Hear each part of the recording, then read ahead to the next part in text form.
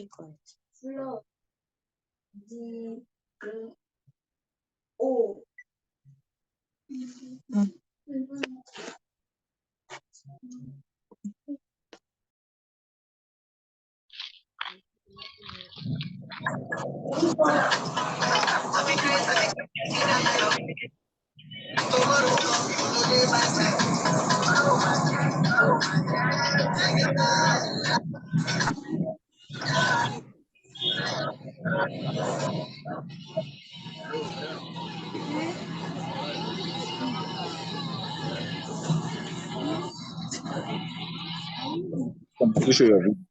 Just So go on me. I'm feeling headache and I'm hungry. sort of 100 naira. You see, maybe when you ask you.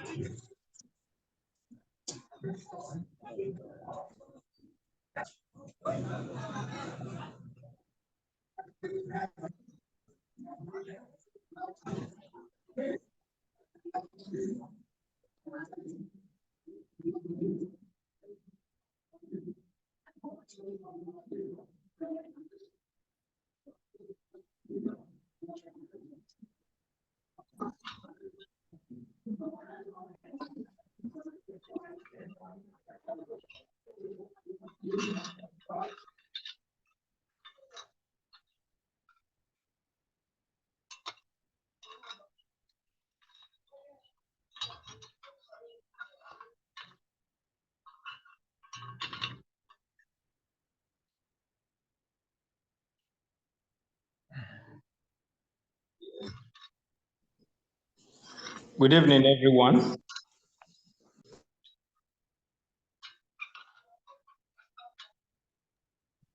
Hello, good evening. Good evening, sir.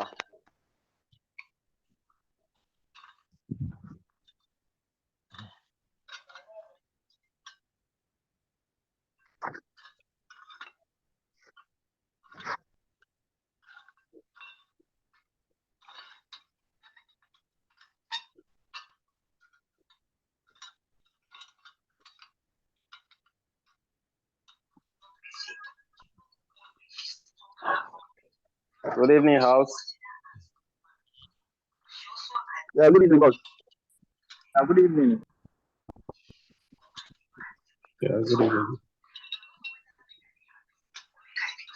Glad to be here.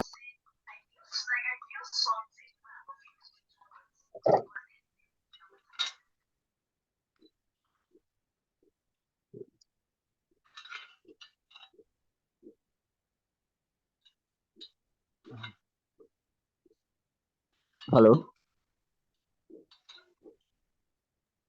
Hello, can hear you.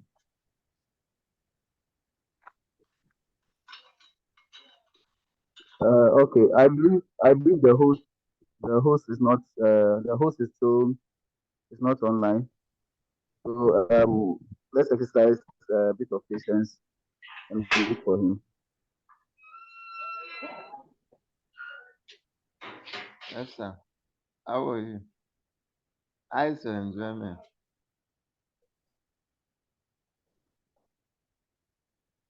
How is mommy? You bring something for me.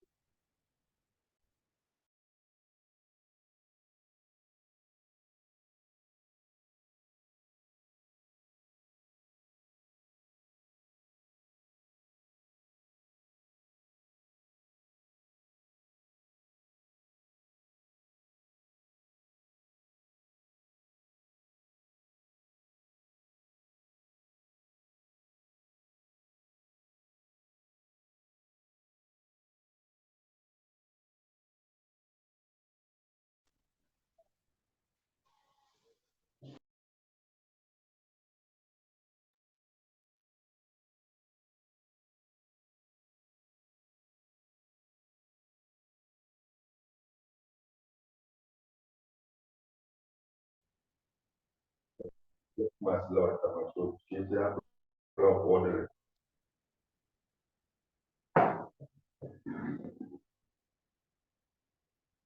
This is standard. So that's what. So 25 CDM. Yes, how you know what? Now, mas I don't like to start for any class of time. Now, yes, and then build up to the Gamawa. Gamawa, 2 years back,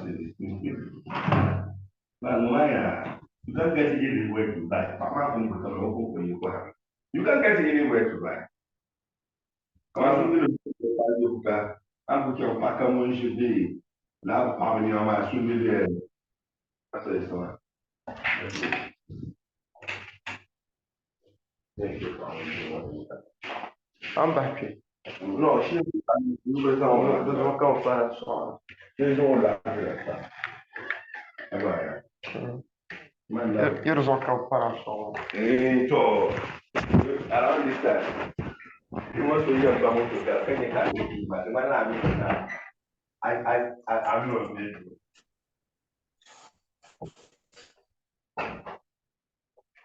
What am I just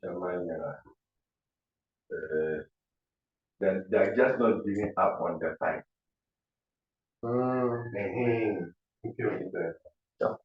They're not giving up.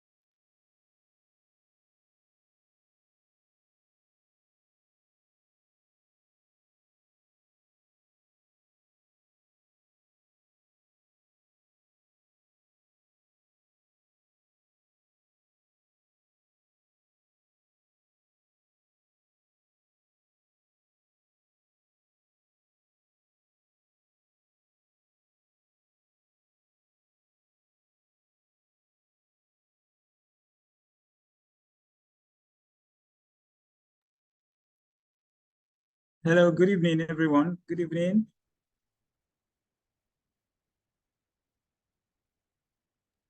Please, if you Hello, can good hear evening. me, if you Yeah, can hear me clearly, say hello. Just say hello. If you can hear me, unmute and say hello, hello. Hello, good evening.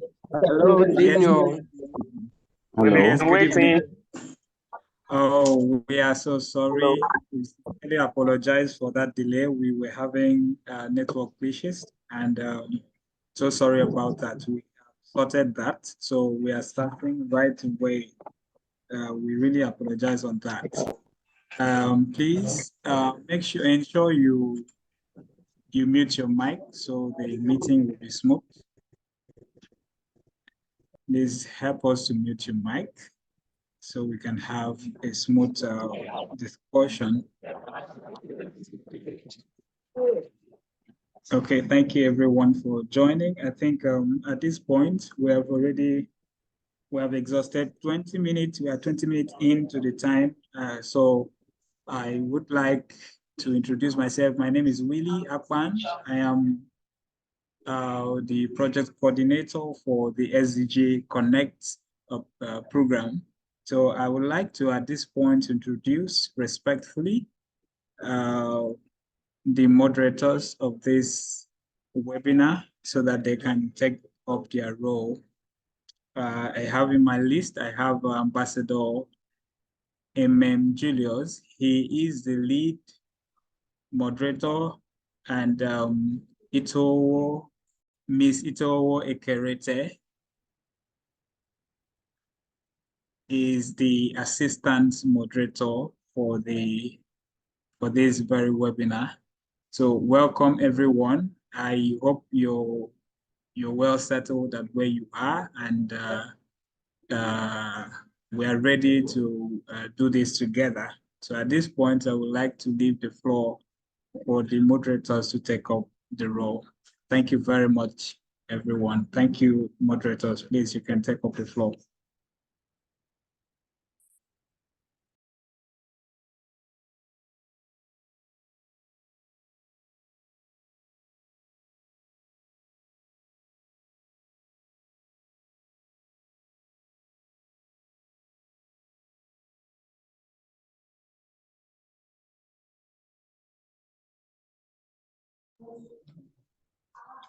Thank you very much, my good brother, Mr. Willie. Once again, we want to apologize for, and at this point, we want to start in earnest. We welcome all the members here present, and my name is Ambassador Julius, and my colleague for this important Itogo Ekerete, you are welcome. So, please kindly mute your mic until you are called upon to speak, so we can have a smooth discussion. We all know that this is a highly intellectual convention, so please, for us to have a well-arranged discussion, you must mute your mic so that other persons may hear us very well. Once again, you are welcome. As we commence, join me to invite to give us opening remarks for the official commencement, Mr. Willie Akpan. Please take the opening remarks.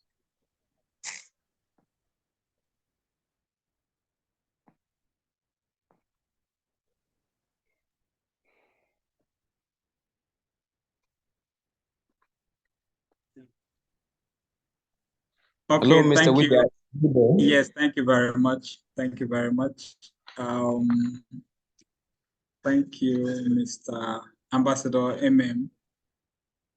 So please, pardon me, I'm having network challenges. So if I turn on my video, you may not be able to hear me clearly. So just permit me for now. Maybe as we go on in the conversation, I'm going to turn on my video because of course, we need to collaborate, see faces, and then know ourselves. So please permit me to speak while my video is turned down.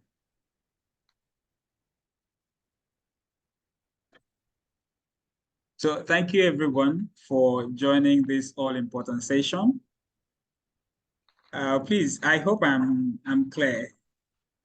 Moderator, can you hear me? Yes, very loud and clear. Please continue. Okay, thank you, thank you, thank you. Thanks everyone for joining this all-important session. I'm going to make this very brief. So in the next couple of seconds or minutes, I'll be done so that the speakers can take their sessions. So I welcome you to SDG Connect program.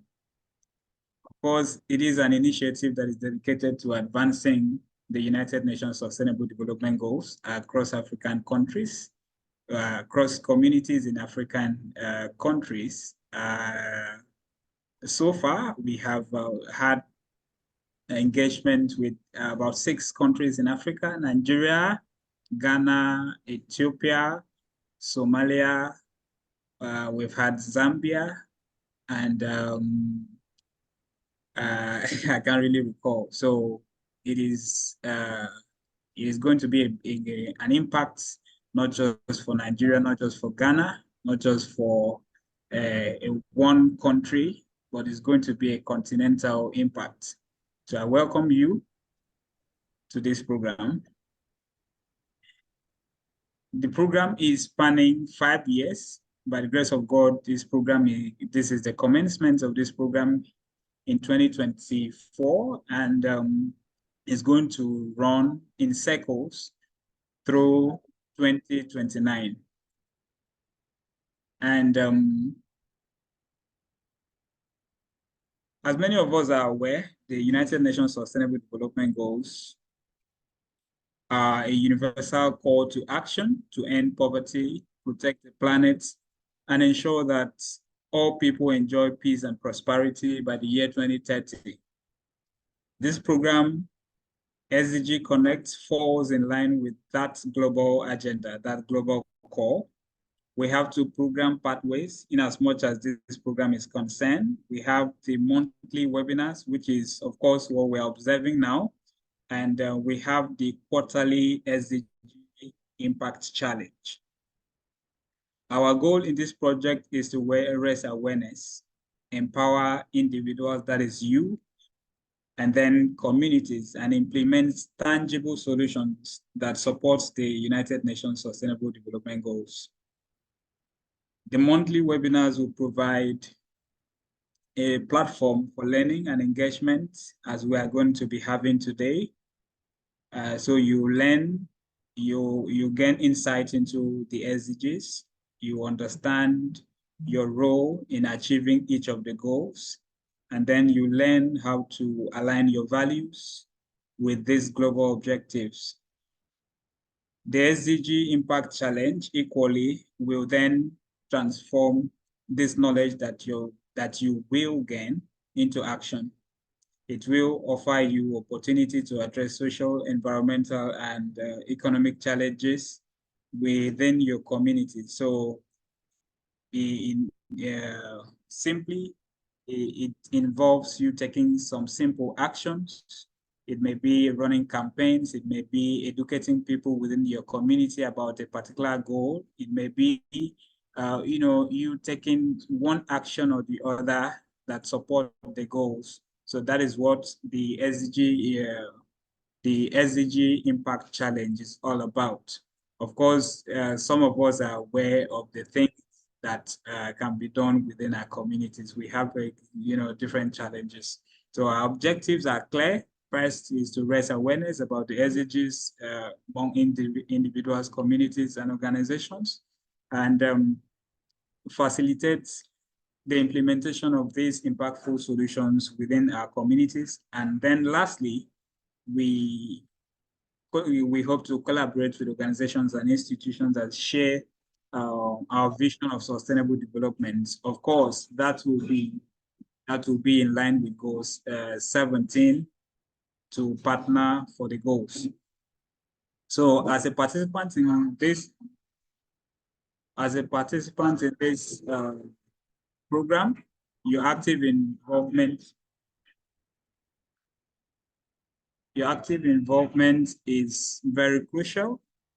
You're expected to participate in the monthly webinars and participate in at least one SDG challenge to complete a program cycle. The program has different cycles. Like I said, it's running through to 2029. So your participation may not take that long. So we have divided this program into different cycles. I think in total we have 12 cycles, so that maybe within a period of 6 months, one cycle is completed. So it means that you are expected to participate in at least 6 webinars and then carry out one solution within your community. So, and of course, I also use this opportunity to appreciate the support from our partners. We have a Lexia Trust Foundation. We've had a very robust support from Lexia. We have the Jones Empowerment Foundation UK. We have had a very great support. And of course, the Sustainable Development Solutions Network Nigeria, we've equally had a very wonderful support from them. So we hope to work together and also expand tentacles and reach partners for this program to succeed. So once more, welcome and thanks for joining this impact initiative. God bless you. Please put your hands together for that wonderful opening remarks by the team lead, William Apan. That was very comprehensive and well detailed. Yeah, thank you. Thank you very much once again, the team lead, Willie Apan, for that wonderful remarks. Indeed, he has pinpointed the areas of today's conference, and I'm sure at the end of this discussion, you will go back home well coherent. You have a lot of things to go home with. This is sustainable development goals, and you have a lot to benefit. This is a platform where you come and learn, unlearn, and relearn. So we are happy to have you today to be part of this segment. Moving to the next item on our agenda, we are trying to see how to the agenda on the screen so that other members can follow. But while that is being done, let me invite to speak the first keynote speaker, who is no other than Esther Watunde. She is a professional and senior programs manager at Lekan Bakare Foundation. Please put your hands together as we welcome our virtuous woman, Esther Babatunde, to speak to us on the topic, historical evolution of development goals. Please join me to welcome Esther Babatunde to speak to us. At this point, please, Ma, you can unmute and speak to all participants in today's conference. Thank you very much. Thank you so much for the warm welcome. Good evening, everyone. It's late in the evening already, and anytime soon, it keeps getting dark.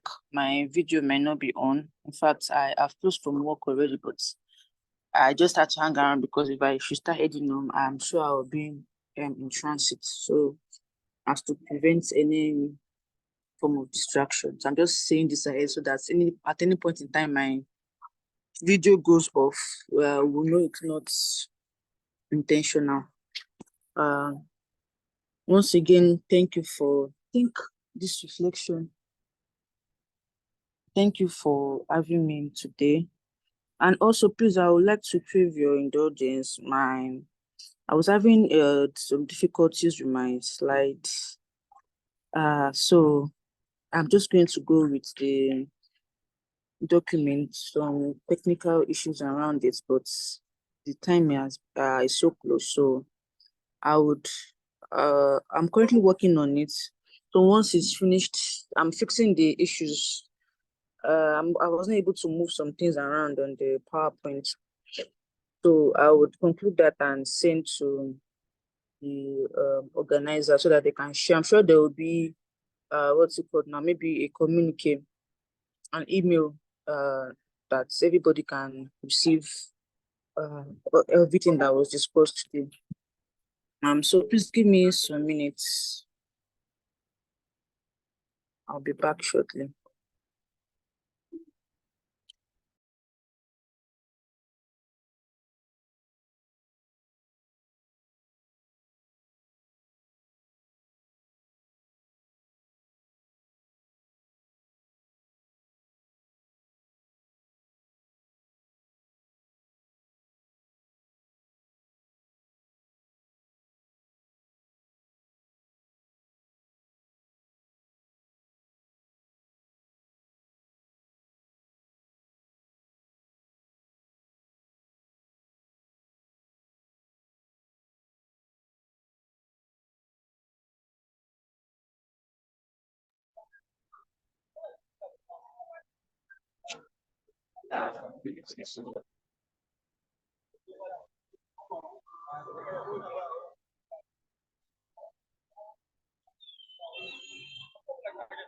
Okay. I'm back.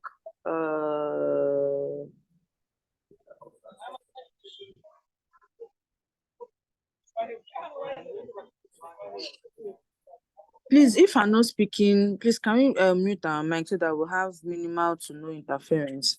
So once again, my name is Esther Babatunde, as I've been rightly introduced, and it's an honor to be here today as part of the SDGs Connect webinar series, the inaugural one, which is an initiative of Reactivate Africa. Thank you so much for the opportunity to join us and to be a guest speaker on today's webinar. So I've been starting with the topic historical evolution of the development goals, that is the SDGs. I'm understanding the concept of sustainable development goals and its progressive linkage with the MDGs and the previous development attempts.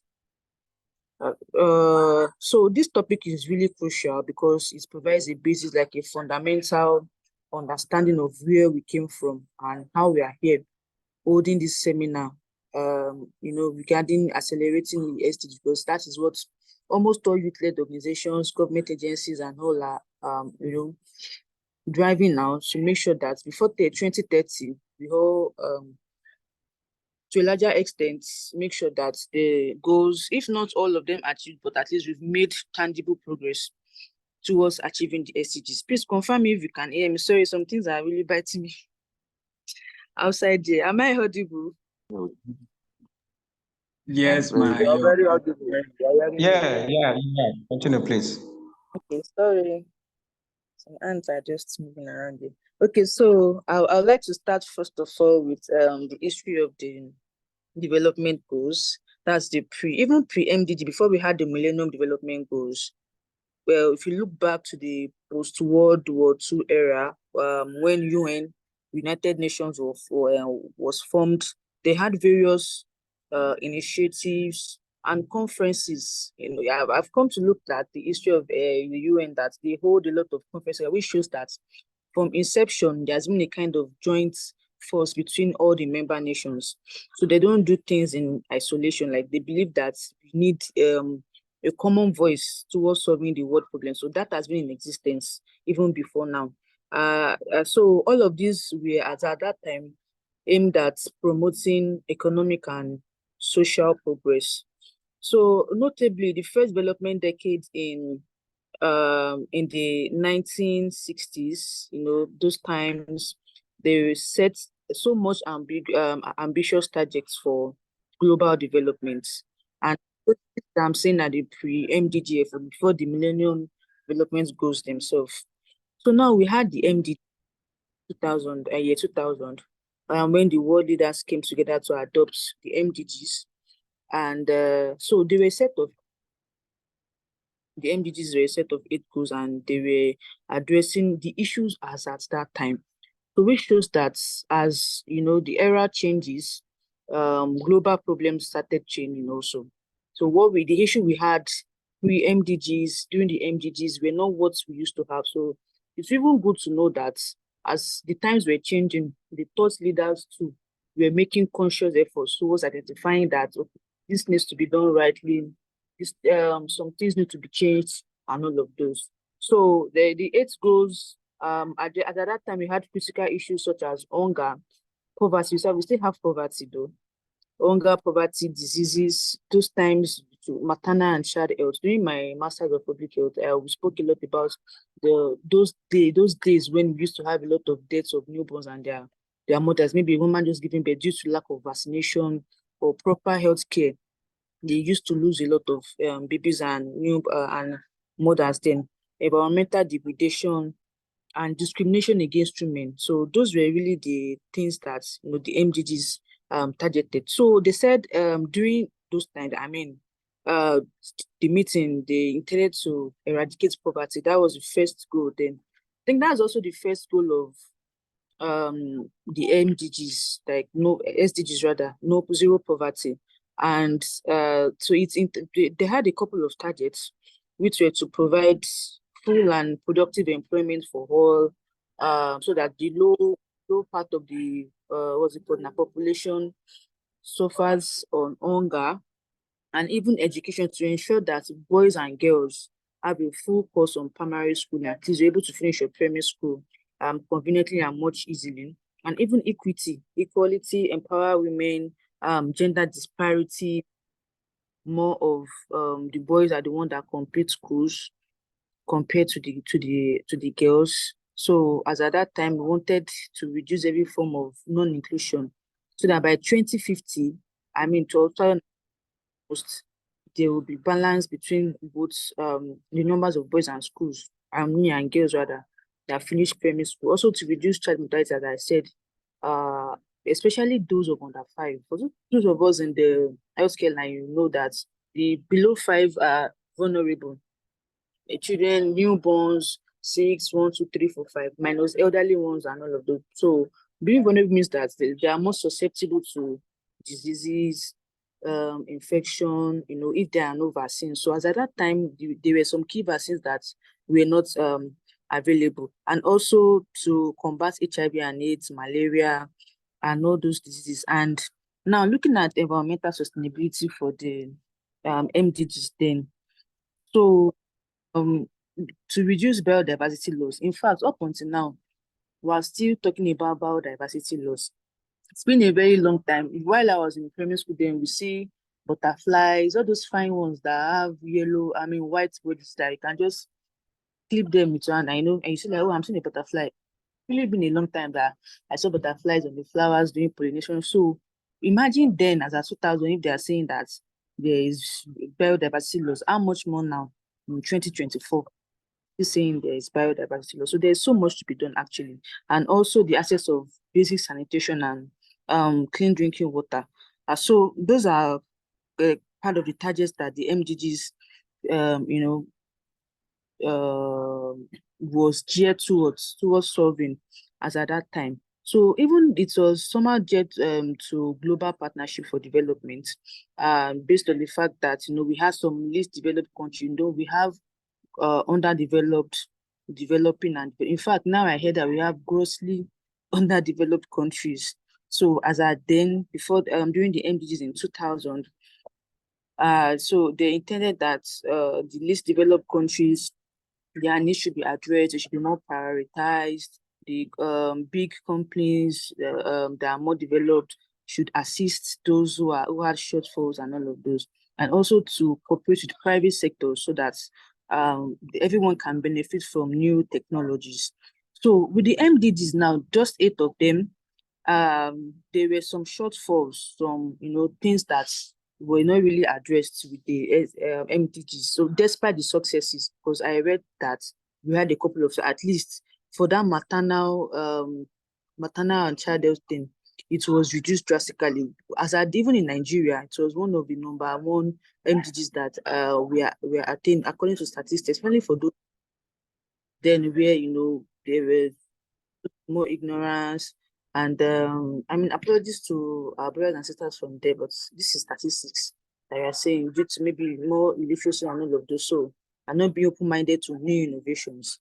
So we had more low maternal deaths and more child that were in, and all of those reduced. But then we had shortfalls in inequality, gender equity and environmental sustainability. That was when we started having the issue of the industrial era where we had what's it called now?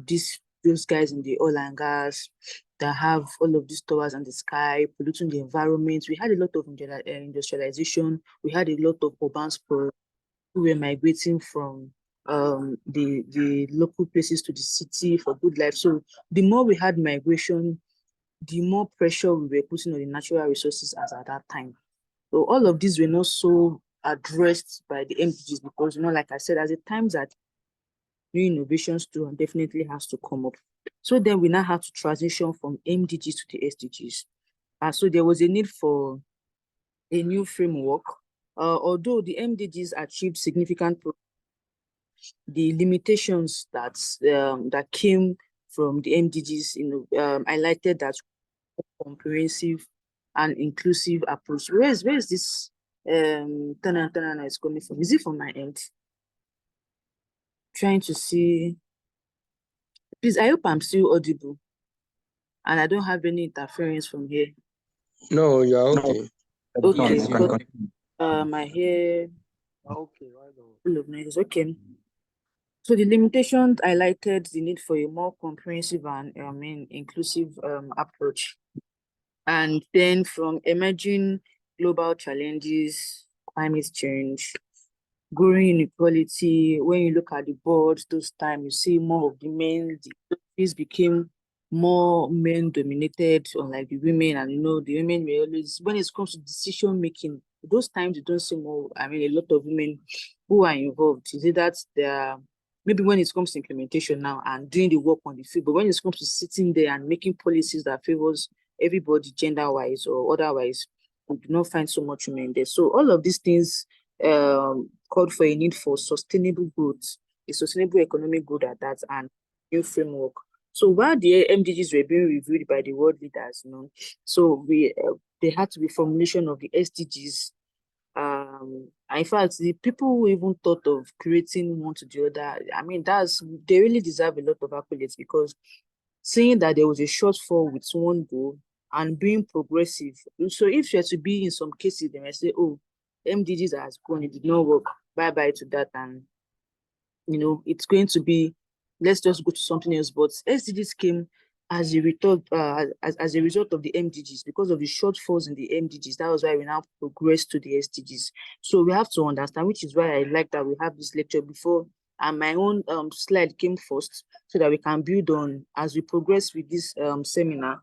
We can keep building on, SDGs, and let us know that with the background where it came from. Just as in biology, Charles Darwin said that, I'm sorry about this background, a football pitch here, and people are playing football there, so I'm sorry about that interference from my end. So it says all things come from pre-existing things. So it means that there's really nothing new under the sun. The SDGs emanated from the MDGs. So in the process of creating the SDGs involved extensive global consultations and negotiations. There were a lot of negotiations. Those times we hear that president has traveled to this place, the G5, the G7, so that they can make thorough inclusion and ensure that the voices of the least developing countries, least developed, developing, everybody, as they say, because these are global issues. They are not just issues channeled to or tailored to a particular country, although one country is more affected than the other. So in 2015, the 2030 Agenda for Sustainable Development was adopted, and it featured 17 of them. So that was in 2015, and this is 2024. So this is like 11 years. Is it 11 years?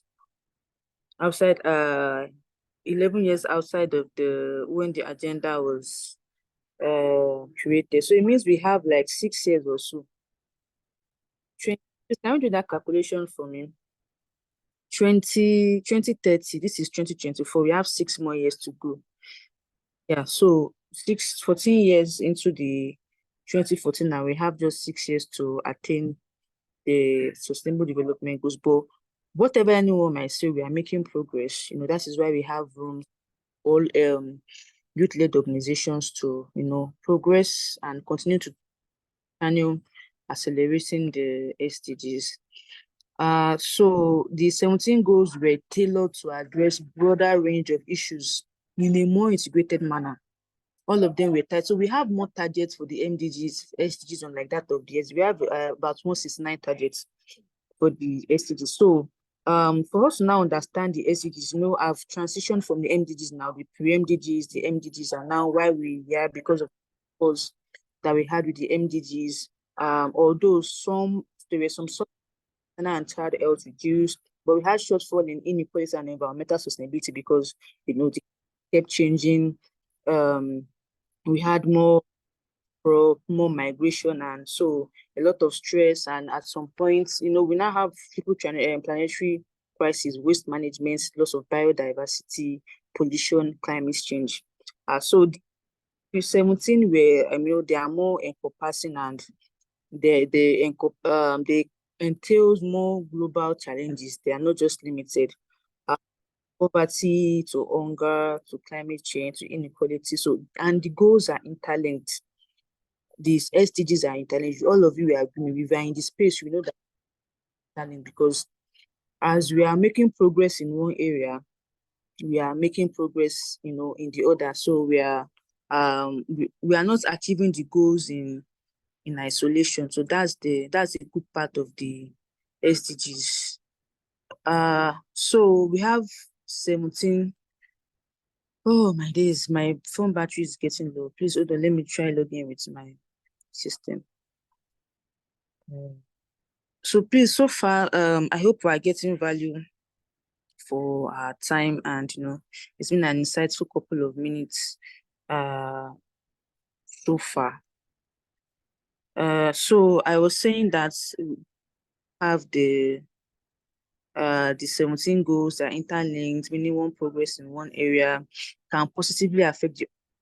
When we are saying that, we are doing what we are doing now is not just all of the goals. As we are doing education now, in one way or the other, we are stirring up action in our minds. So after this goal, that this was what I learned in this particular meeting, and I need to do better and all of that. So the key features of the SDGs. Sorry guys, just a minute. Okay, I think I'm on board with system, so that my phone doesn't go off. System, so that my phone does not go off. So that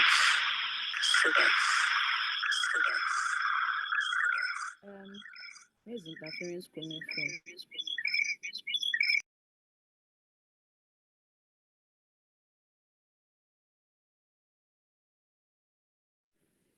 Okay, please, can everyone still hear me? It's fine. Yeah, we can hear you loud and clear. Yes, I can. Okay. Yes, we can hear Okay, you. thank you. Yeah, and your positioning is better now, and the reflections is not too much on your face. Now that my good start speaking from there. Oh my days.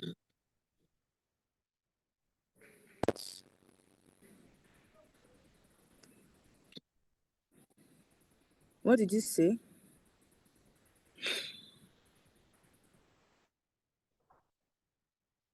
Is someone saying something? No, you can continue.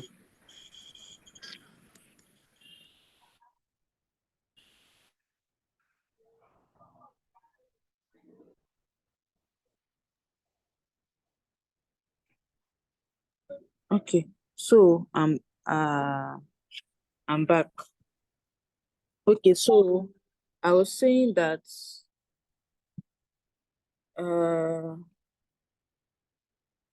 need to use this, that the SDGs are more inclusive and they're interlinked compared to the SDGs. And we have key features of the SDGs, which is universality. I mean, the SDGs are more universal. They're universal goals, they're the global goals, just like we call them. They're applicable to all countries, not just developing ones, all countries of the world, and they're integrated. So, for MDGs now, we had more of, let's say, health and social and environmental. But for the SDGs now, we have more economic, social, and environmental dimensions to the SDGs, and they are more inclusive. So the slogan, who can tell me the slogan of SDGs? What's the SDG slogan? If you know, you can just put in the chat. Hello, is everyone there? Does anyone know the slogan of the SDGs? Okay. I think leave no one behind. Awesome, absolutely. A round of applause. Leaving no one behind. That's the principle of that's the slogan, leaving no one behind. So it means that there is inclusion for the MDGs, leaving no one behind, no matter who you are, where you're from, regardless of your country or so, which is why if you notice for the SDG now, we start looking more into localizing solutions. You tailor solutions to your communities, to your countries, to where you are. So it's no longer looking outside. You don't need to think outside of the box. What you want, look within your community and, make progress. So tailoring the solutions of each countries to the problems of each country, just like we say in Africa, tailoring Africa's problems to the solutions. Not like you need to do something, now have to look at what they are doing in, although we can incorporate what is being done outside of the country, but sometimes we just need to look inwards and look around and see what we do here that, we can make better. So there are the three key features of the SDGs. They are universal, more integrative, inclusive, and there is the principle of leaving no one behind. So the SDGs, now I'm sure we all know what the 17 goals, no poverty, So if you notice now, poverty came back from MDGs. So meaning that even before the pre-MDGs, during the MDGs, till now, till 2015 when we had the SDGs, poverty has still been in existence, even till now. So that poverty is just really a big and stubborn problem. Likewise, ending hunger. So to end hunger, achieve food security and improve nutrition, promote sustainable agriculture. So now we have climate smart agriculture, and I'm really happy for those of us that are in the agriculture space. My first degree is agriculture. So I studied animal nutrition and biotechnology. So we see that we need to do more because the population is increasing. Population is increasing every year. We know how many of us are in Nigeria, how many of us are even in Lagos alone, doctors of people in Africa and in the whole world. So we really need to scale up solutions towards, so if you are here, you're an agriculturist, please, what you can do in your little sphere to make sure that we have more food for the teeming population. We appreciate that, do more in that regard. So good health and well-being, and well-being to ensure healthy lives and promote well-being for people at all ages. So, those ones we had, it was more focused to maternal and child health, babies, mommies, but now, regardless of your age, you have to be healthy and stay alive. Gender equality, to achieve gender equality and empower girls. So we can say boldly, we can make bold to say now that we have more women representation. And you guys are here now. So you can affirm with me that if you put a woman to handle a particular space, she's gonna do absolutely great. This is not to demeaning to demean the men that our men are not doing well, but that's to let you know that the power of a woman shows that, if enabled and if given an empowering and enabling environment, you can do more. So those days, men used to think, what does this people, what does this man just, you're ending up in the kitchen, you're ending up in the bedroom, you're ending up in here and there.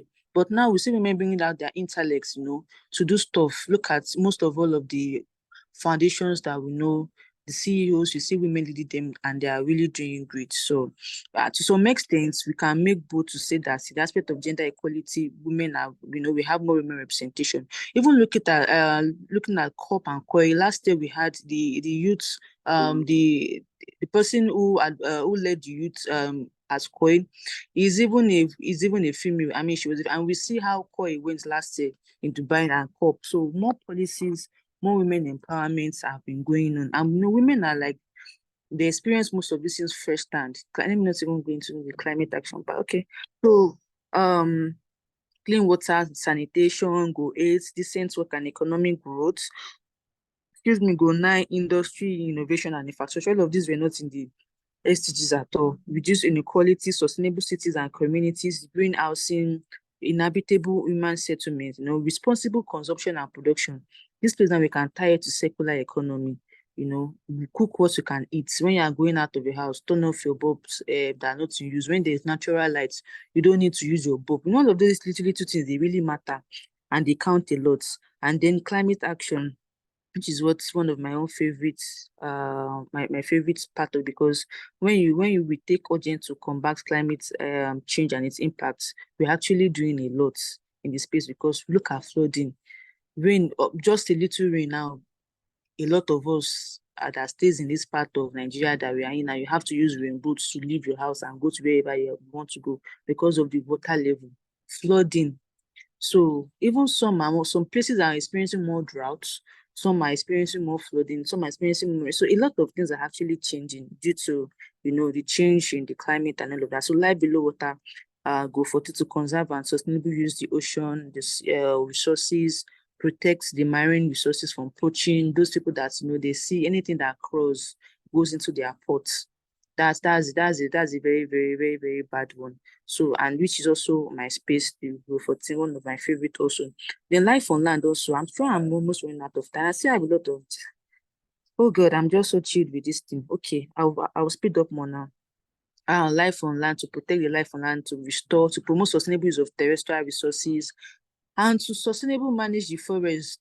Well, I think to some extent there has been more reasonable use of forest resources. People don't fell trees indiscriminately the forest. So it's true advocacy that we now know that we need to do more of afforestation and stop felling down trees that they are still in their infantry that are not yet mature, so that they can grow up to become bigger trees in the forest to cause shade, carbon sequestration, and all of those, and also to combat desertification. That was the theme for this year's World Environment Day, rather.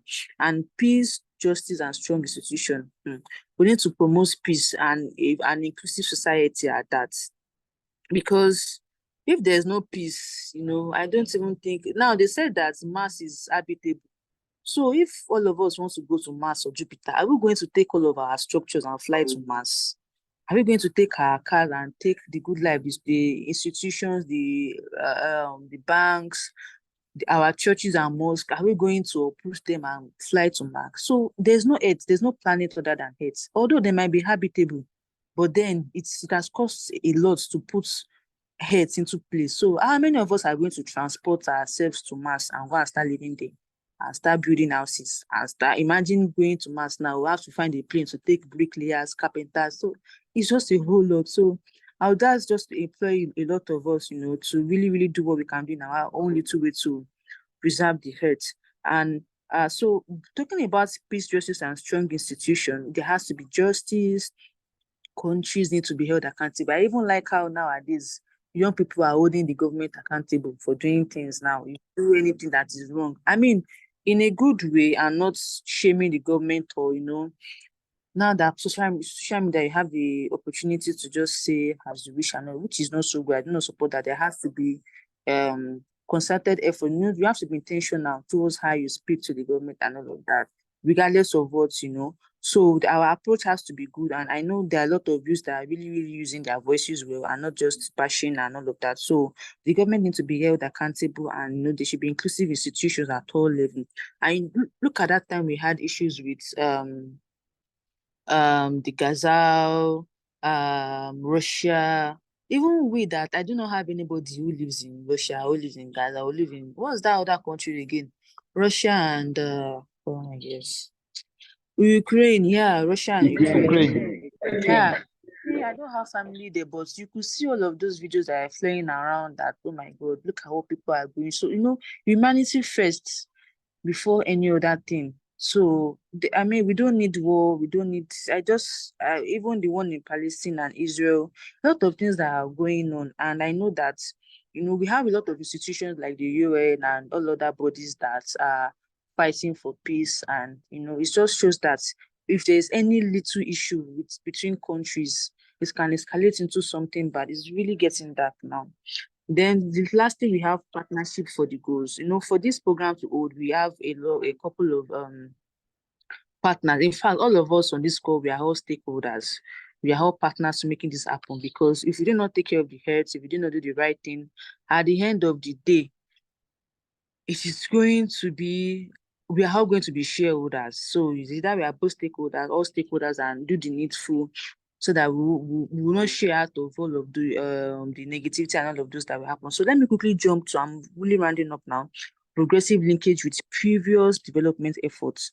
So building on the MDGs, we can see that, as I have said earlier, the SDGs are based, they were built on the MDGs. They didn't just bring them from somewhere. The shortfalls of the MDGs were what led us to where we are. So that's notable for us to know as SDGs advocates, that SDGs did not just come from anywhere. It's emanated from the MDGs. So it's expanded and enhanced the scope of the MDGs. And so while MDGs was quite focused on reducing poverty, the SDGs aims to eliminate it entirely. Although we are still working towards, I mean, nothing to some extent, in my own personal opinion, to take something down to zero. We might just minimize or mitigate, because every day we keep having several issues, different things keeps coming up that are not expected. So which sometimes distracts the world from even achieving the target. Who saw COVID coming? Nobody. Who saw the floods or the heavy rain in Dubai? Nobody. So which shows that we need to be quite prepared for anything that can really happen. But so far the MDGs are named, they've been more inclusive and they are fighting and aiming towards eliminating poverty and hunger and all of this. So also advancement beyond the MDGs, the SDGs introduced us to some goals. If you notice, we had some goals like the peace and justice, reducing inequalities, stronger emphasis on environmental sustainability. For the MDGs, it was just environment, like environmental sustainability. But for the SDGs now, they really, really broke it down. We now have life on land, life below water, climate action, sustainable cities, responsible consumptions, and all of those things. So in the SDGs, we had stronger emphasis based on environmental sustainability, including all of those other goals, instead of the MDGs where it was placed in one. So probably when we had just one, it was not really easy to solve them as such. But when we now broke it down, it's very easy to make concerted efforts towards solving. And then other developments attempts and linkages. So the SDGs also align with the Paris Agreement on climate change, the Addis Ababa Action Agenda on Financing for Development. We have a lot of high-level discussions, and so anything they start talking about links to the SDGs. So I have to round up now. There's so much to say actually, but this is not the end. Okay. But because this is the background of what we are doing, if you don't understand the SDGs, MGs, and the MDGs in itself, it's going to be hard to build on whatever webinar series we keep on having. So lastly, what's the relevance of the SDGs for Africa growth? So we know that Africa has very unique development challenges, high level of poverty, health crisis, educational deficits, gaps in infrastructure. So the SDGs helps to provide the framework that address these issues more holistically. So now when you go to schools and talk to them about the climate action, in one way you are talking to them about education, no hunger, and all of that. So let me just say that we have a lot of opportunities for acceleration, just like we have this call. It's also an opportunity to learn more and to do more. And a call to action is that for us to achieve SDGs in Africa, we need to collaborate, government bodies, private sector, civil society, partners, students, business people alike, everyone, to make sure that we have inclusive policies, and which are all essential for making sustainable development a reality. So I'm going to just round off here, and I hope that as we move forward, it's not just a cliche for us that, oh, I'm doing SDGs. You are really, really, putting action. Sustainability is a lifestyle. It's not far-fetched at all. So, and together, let's keep driving meaningful progress and ensure that no one is truly left behind. Thank you so much for having me. Thank you for your attention. I wish us a very fruitful discussion going forward. Thank you. Thank you, Ma. Thank you very much. Wow, that's wonderful. That was a great presentation from a very own keynote speaker. Please put your hands together for our mother. Put your hands together for our mommy, Esther Babatunde, for that wonderful insight. Indeed, she has done justice to the topic of discourse, taking us around the foundational and historical evolution of the development goals. That was awesome. That was a great insight on the historical evolution of the development goals. Please, once again, put your hands together for our mommy Esther Babatunde for that wonderful presentation. Thank you very much for your time. We're looking forward to more presentations from you. At this point in time, permit me to invite my colleague to speak to us, to call on the next speaker. Let me hand over the section to my sister, Miss Itogo Ekerete, to continue. Thank you very much. Hello. Good evening, everyone. And thank you so much, Esther. Good That was evening. a Thank you wonderful for having me. presentation. I look forward to hearing from you again and again and again. And of course, to our audience, you guys are awesome. I can see all of the chats that you guys are sending in. You guys are the best ever. Thank you so much for joining us today. So, in a bit to keep to time, we are going to run. So, I'm going to be introducing our second speaker for today. He is a delegate for African Youth SDG Summit for the 2022-2023 edition. He has won the African Youth SDG Achievers Award for 2023. He's also a founder of the Gabi Dizin House of Fashion. Ladies and gentlemen, please let's make welcome Ambassador Aboaye Boye Gilbert as he'll be sharing his thoughts on the purpose of the SDGs, the 17 goals, how they are interconnected, and the importance of the holistic approach towards attaining them. Ladies and gentlemen, let's welcome Ambassador Gilbert. Sir, please, the floor is yours. Take it away, sir. Hello. I hope you can hear me. Good evening from Ghana. Good evening, sir. We can hear you, sir. Good evening, we can hear you. Wow. Good evening, I'm sir. so happy. Good evening, sir. Good evening, sir. Hello, I'm good so evening. happy We to be can part hear of. you. Nice. Good evening, I'm happy to be Ambassador. part of this.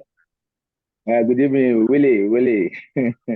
Wow. So as I will not waste much time, I will zoom in into what the purpose of the Sustainable Development Goals are. So as my sister Esther has dwelled more on the historical background, I will not talk so much, but what the SDGs is. SDGs are the 17 goals and the 169 targets aim to resolving the social and economic environmental problems troubling the world. So covering the next 15 years, the SDG replaced the Millennium Development Goals, which expires in the 2015. So what decided the SDG goals? Yes, so the government came up with an idea of the Rio 20 Conference on Sustainable Development in Brazil 2012, sorry. A working group of representatives from 70 countries then drafted a proposed set of goals. At the same time, the United Nations also ran a public consultation around the world and then on the online survey asking people about their priorities. Remove Indomie for her. Yes. So our priorities of the goals. This summer, the government negotiated a final version of the SDGs due to be adopted by 193 countries at the September 2015, 17, 20, 25th and the 27th summits at the United Nations in New York. So what did the MDGs achieve? Esther have dwelt more on it, so I'll just highlight it on 3 or 4 points. The United Nations says that the MDGs led to achievements, including a drop in the number of people living in extreme poverty by more than half to 836 million in the 2015. Sorry, if you see me, our lights went off in Ghana now. So my video is still dark, and if you can see me, I'll be okay, but I'll still continue. And then gender parity in the primary schools in the majority of the countries. So the MDGs led to a lot of achievements. The fall of 45% worldwide in material mortality and access to improved drinking water sources for 27 water sources, which is for 2.6 billion people between 1990 and 1995. So why do we need the SDGs? Around 800 million people still live in extreme poverty. Yes, so we are doing much to help people to alleviate poverty, but they are still suffering from hunger, with fragile and conflict-torn states experiencing at the highest poverty rate. So between 2008 and 2012, 144 million people were displaced from their homes by a natural disaster, and numbers predicted to rise as the planet warms bringing more extreme weather and then rising sea levels. Water scarcity affects 40% of the global population and is projected to increase. Some 947 million people. On the line. So it's some 946 million people still practicing open defecation. Yes, it's true. Gender inequality persists in spite of more representation for women in parliament and more girls going to school. Yeah. So I'll continue by sorry, my laptop is worrying me a lot. So I need to, wow. So if we meet the SDGs, how will the world improve it? So the 17 goals aim to achieve this wider aims by 2020. End poverty, hunger everywhere, combat inequalities. So, wow, my laptop. Oh, build peaceful, just and inclusive society, and inclusive society, protect human rights, and promote gender equality, and empowerment of women and girls. Abdul Aziz, you can meet your mic. Wow. Ensure lasting protection of planet and natural. Wow. Ensure lasting planet and natural resources. Create conditions for sustainable, inclusive, and sustained economic growth, shared prosperity, and decent work. So what's new and different about the SDG?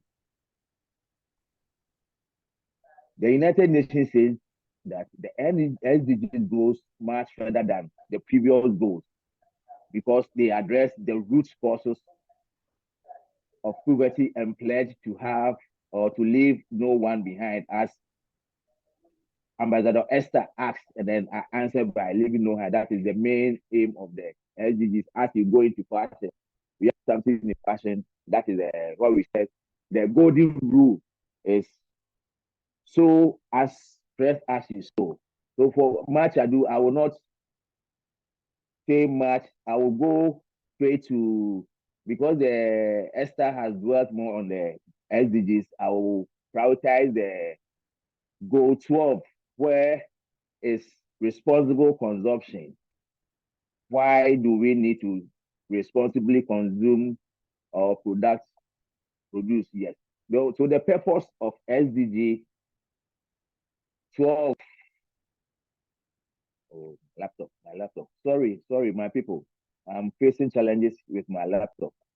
I've rectified a lot of problems due to this webinar, but I also have to fight and then make we don't have lights here. Let me on my torchlight. Yes, so I can see how, now. So let's say goal 10.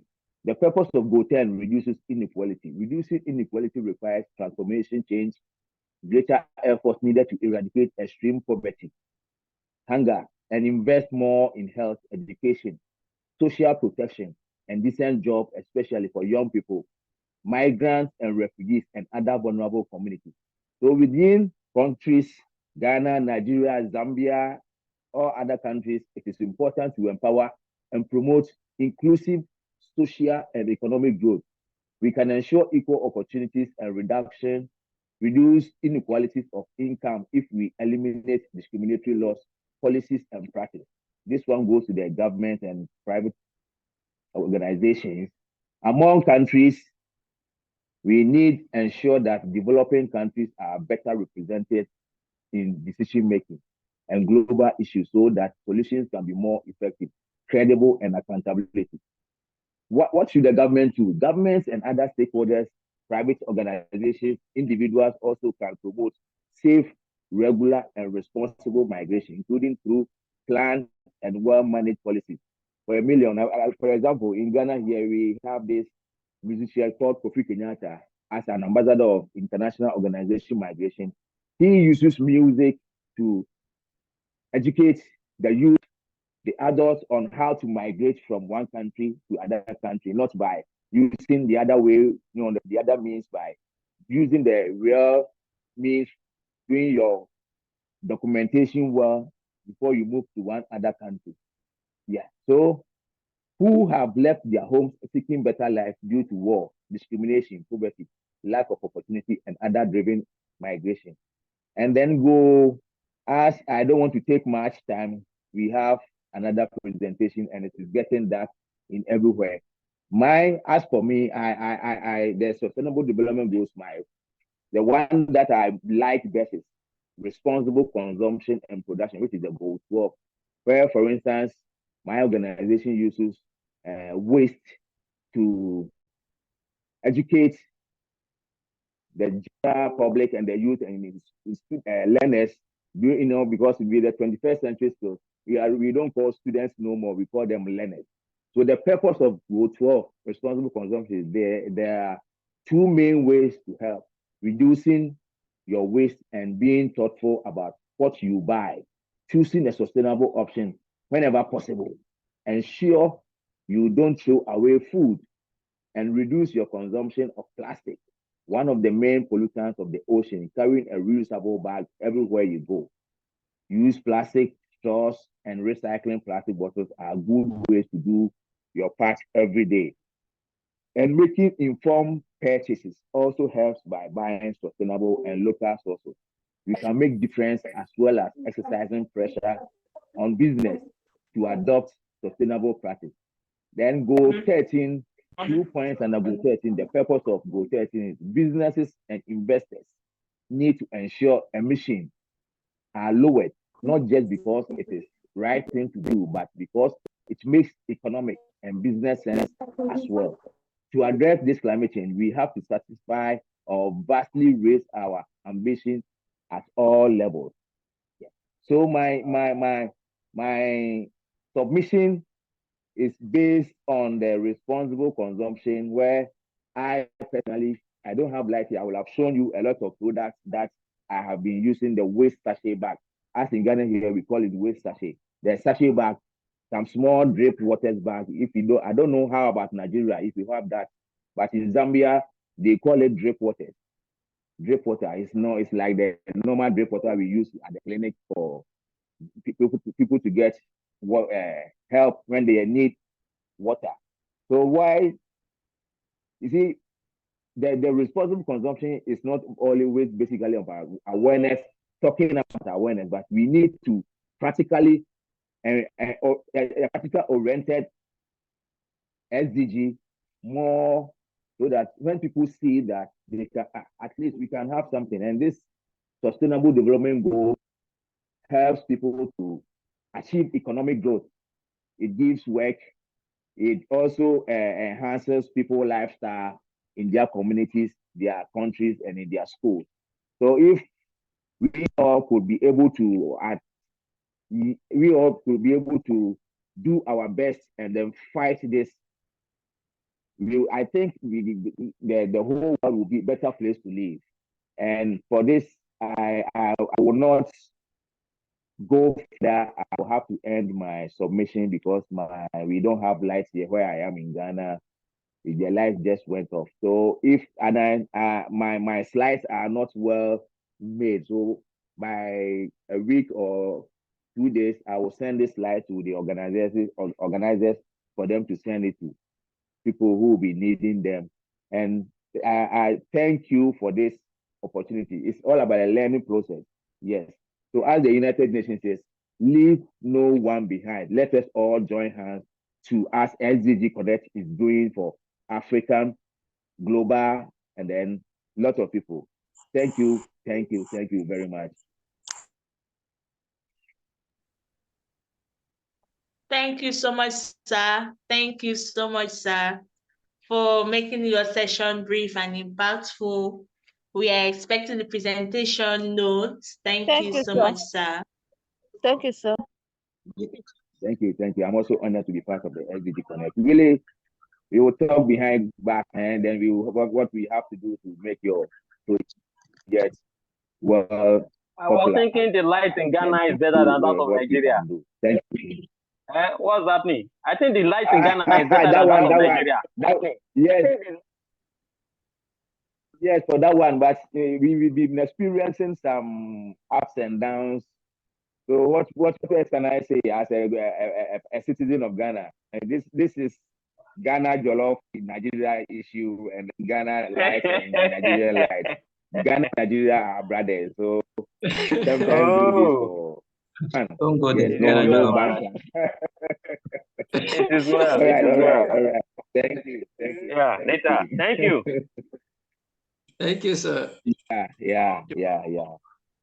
All right, all right. I'm Okay. sure that we have questions, so I'll encourage you to drop your questions in the chat so that when we get to the question and answer session, we'll just speak it and it will be quick.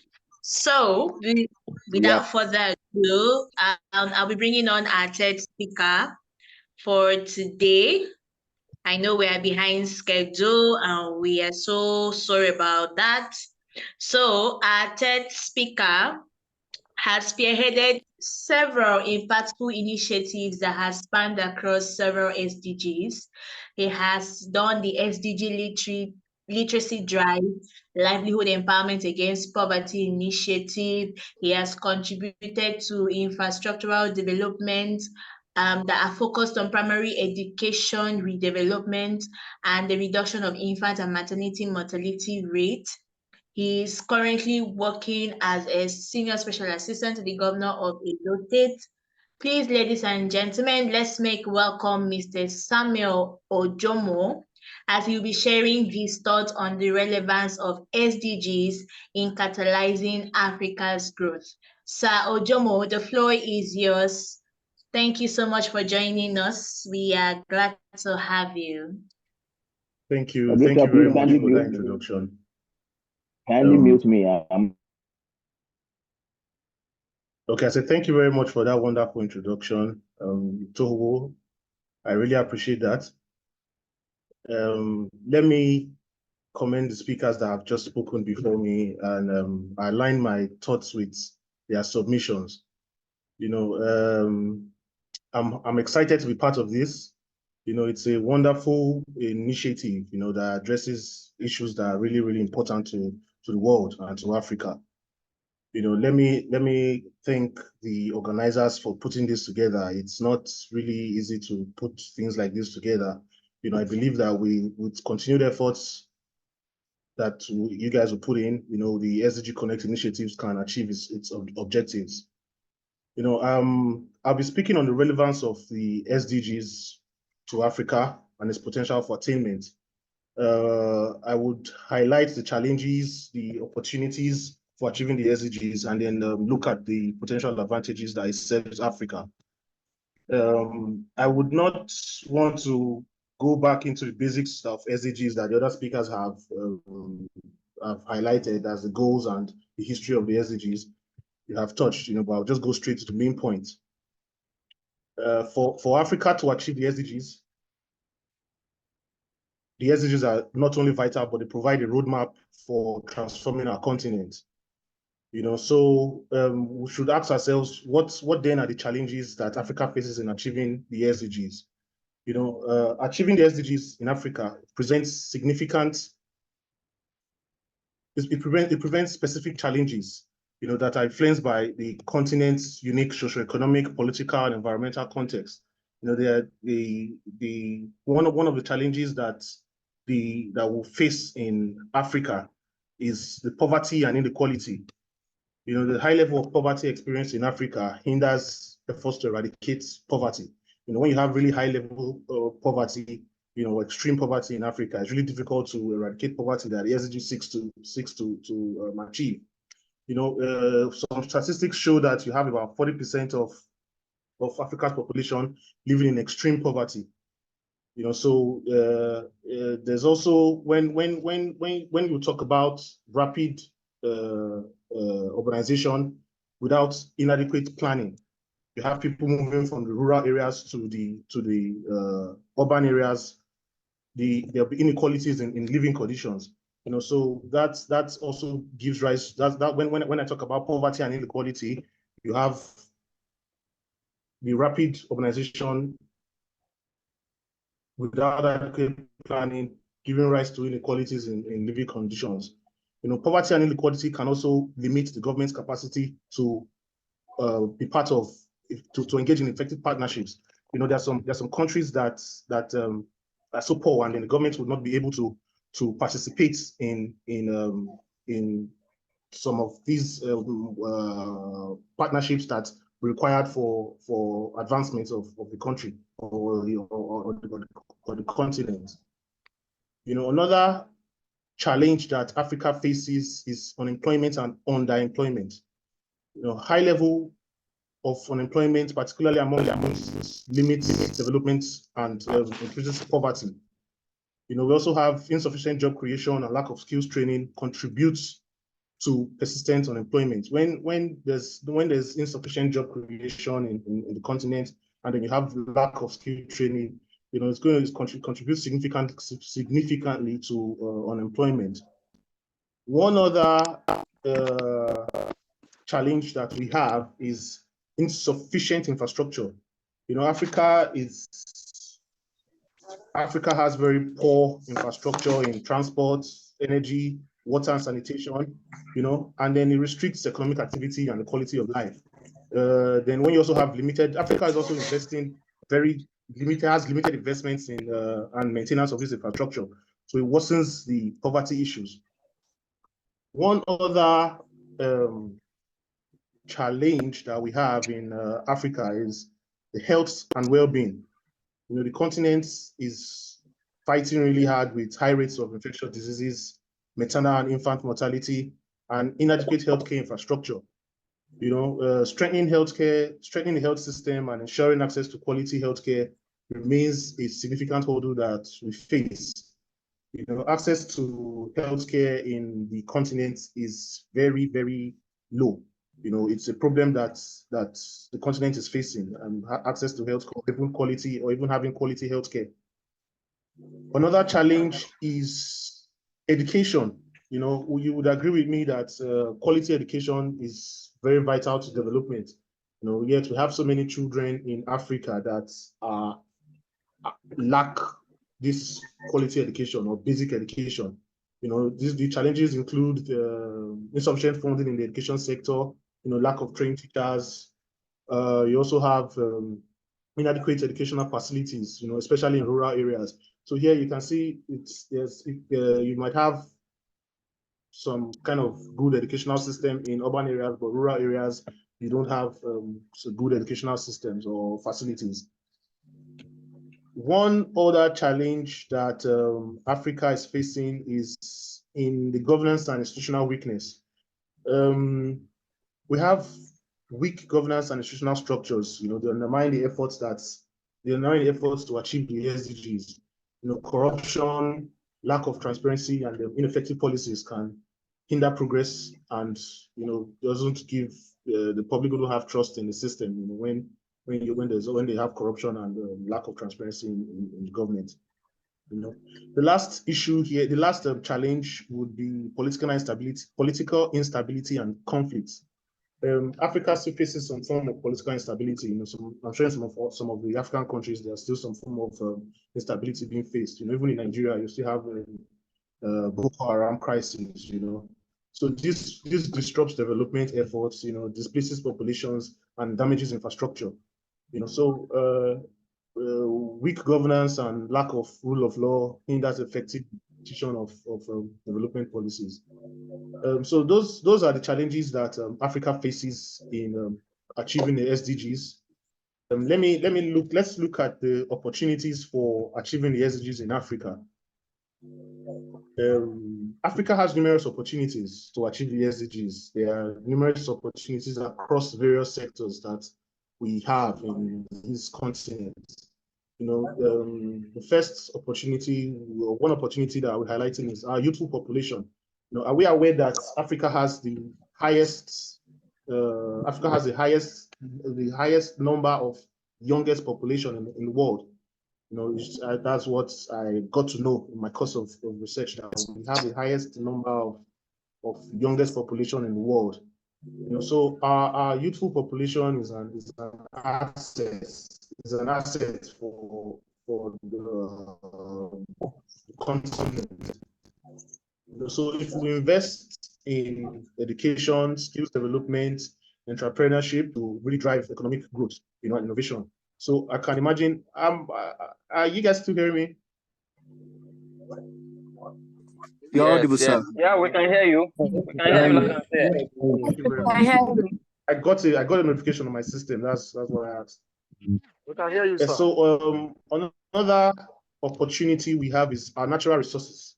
We are rich in natural resources, including minerals, oils, renewable energy sources. So if we're able to sustainably manage these resources and utilize them properly, it can spur development. If we're also able to sustainably manage them, it's critical for achieving environmental sustainability, combating climate change, while also promoting responsible consumption and production. So our natural resources, and it's an opportunity that we have to achieve the SDGs. One other opportunity is regional integration. There's what they call the African Continental Free Trade Area. It's enhanced regional cooperation. If we really engage in this African Continental Free Trade Area, it enhances regional cooperation, and it can boost trade, create jobs, and foster economic resilience. So if the African countries come together and come together in this African Continental Free Trade Area, I'm sure it can boost trade, create jobs, and foster economic resilience. One other opportunity we have is global partnerships. The SDG supports partnerships. It's SDG is all about partnerships. So if we leverage international support and partnerships, we can provide the necessary financial and technical assistance for implementing the SDGs. If we collaborate with international organizations, donor countries, and private sector entities, it can drive impactful progress, significant impactful progress for the continent. The next one is renewable energy. We have abundant solar, wind, hydro resources. So Africa has a very good potential to leapfrog traditional energy sources and adopt clean energy, renewable energy, on a large scale basis. So this can help us achieve SDG 7 while that's affordable and clean energy, while also reducing carbon emissions. One other opportunity we have is in agricultural innovation. Agriculture is a significant sector in many African countries. It's a very large sector in most of the African countries. So if we promote sustainable agricultural practices, which the SDG talks about, then we should be able to enhance food security, reduce poverty, and promote sustainable economic growth. So promoting sustainable agricultural practices would really bring this to light. We also have technological advancement as an opportunity.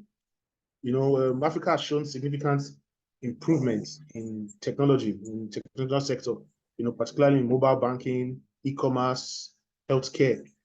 So if we leverage technology and foster innovations, can improve access to healthcare, improve access to financial services, and foster inclusion. In Edo State here, we are bringing up a telemedicine facility or telemedicine system in our primary healthcare centers. The telemedicine system is where you can get diagnosed or you can consult another medical practitioner from our PHCs in our villages. From the PHCs in the villages, we have a telemedicine system that you can assess. You can have you can have a consultant in any other part of the country or any other part of the world consult you, in any of our villages. So that system is working in Edo State. Another opportunity that Africa has is sustainable tourism. We're rich in our cultural heritage, and it offers significant potentials for sustainable tourism. And sustainable tourism can drive economic growth, create jobs, and promote cultural exchange. So by capitalizing on all these opportunities, and fostering strong governance, innovation, and partnerships, Africa can make sustainable progress towards achieving the SDGs. So let me talk on the potential advantages that Africa possesses. The potential advantages that Africa possesses. The SDG offers numerous potential advantages for Africa, providing a comprehensive framework for addressing key development challenges and unlocking opportunities for inclusive and sustainable growth. For Africa, successfully achieving these goals can unlock significant potentials that will be far-reaching. Some of the advantages that SDG brings to Africa are the integrated development agenda. The SDG framework enables African countries to tackle multiple challenges simultaneously. The SDG framework is all about we can tackle the Africa can tackle with the SDG framework. We can tackle our poverty problem, inequalities, climate change, environmental degradation. I believe the SDG framework it encompasses these different areas that we can tackle these problems simultaneously. While achieving one goal, while implementing one goal, or while making efforts in one goal, you can achieve other aspects, other targets in other goals. Then another potential advantage that the SDG brings to Africa is global partnerships and cooperation. The SDG emphasizes the importance of global partnerships. So for Africa, this means forging stronger ties with other nations, international organizations and private sector. These partnerships can bring in necessary financial resources, technological expertise, and innovative solutions to address the continent's development challenges. So collaboration efforts are crucial to scale up successful initiatives and ensuring that no one is left behind. Another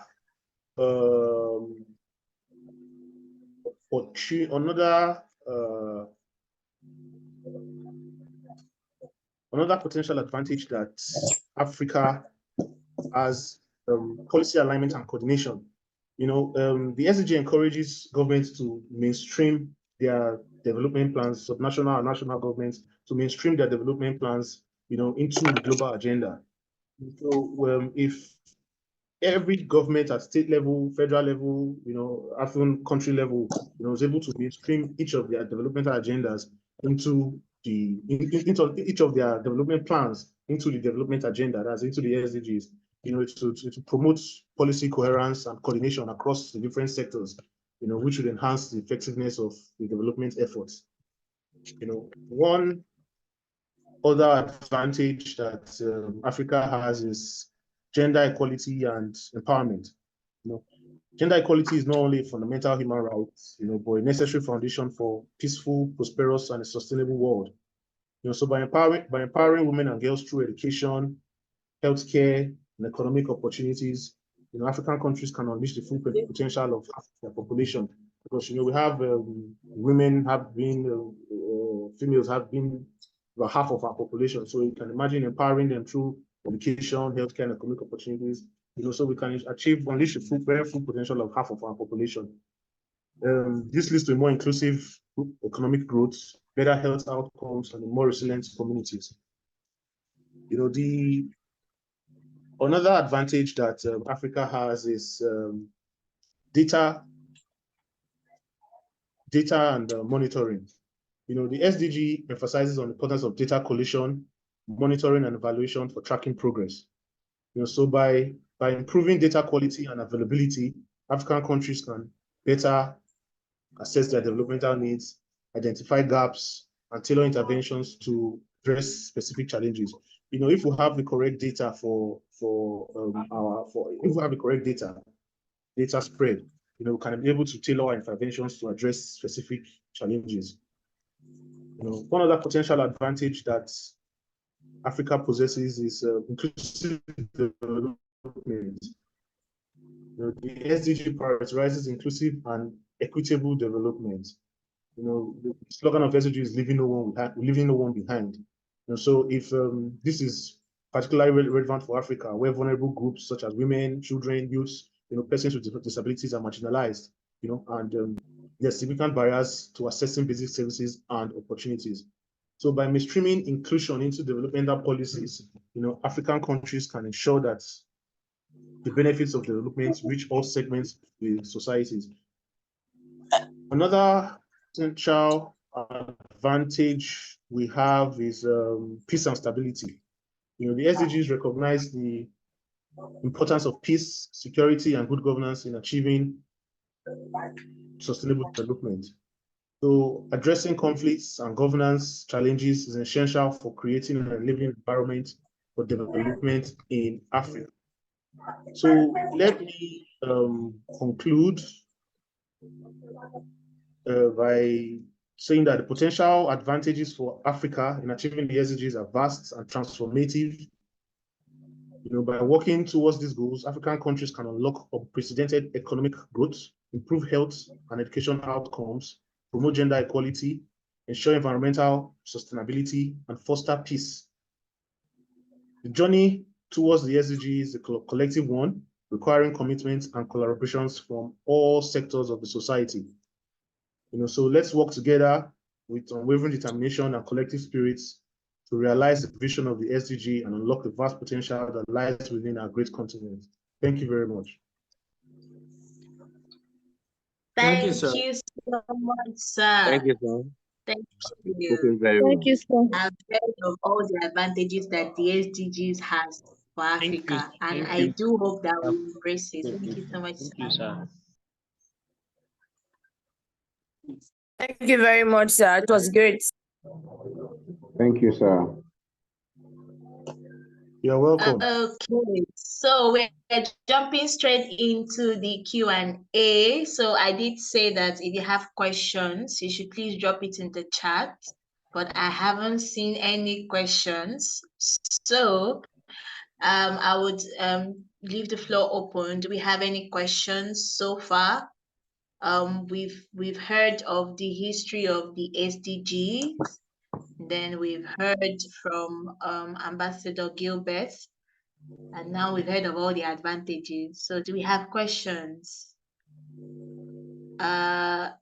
Yusuf, you can unmute yourself, please, if you have a question.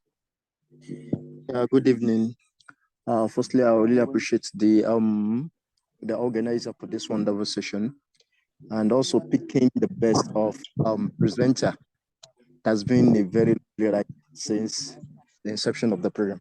So my question goes to Mr. Samuel for his he has really walked us through the opportunities as they urged to thrive in, let me say, in Africa generally. But I think part of the major opportunity he mentioned was our youthful, or let me say our youthful age or our youthful population. But I'm sorry to say this, I'm part of Yali Network, also an SDCN. I have been working with SDG as well. But what I noticed most is even this kind of webinar, if you notice the percentage of people that comes on board to get reactivated, to get knowledge, to get the basic of what is needed are majorly elderly people. I'm presently in one mentorship, Africa mentorship program meant for IDEF. I can say 90% of people in that group are elderly people. Youth of nowadays, I think we focus majorly on just making money. What advice would you have for students of knowledge like me in order to be able to maybe link up with students outside the world, then be able to bring up something better? I created a group to maybe work on a project. I can tell you up to this moment, I'm the only one saying myself, and everybody in that group are very active when it comes to other thing entirely. But when it comes to SDG, I think youth are just moving the same back, since it is not like maybe financially inclusive, or maybe there is no financial gain there. So just a piece of advice, or what do you think like we can do to just like maybe have everybody on board, and we can be able to move on the same space, sir? Thank you.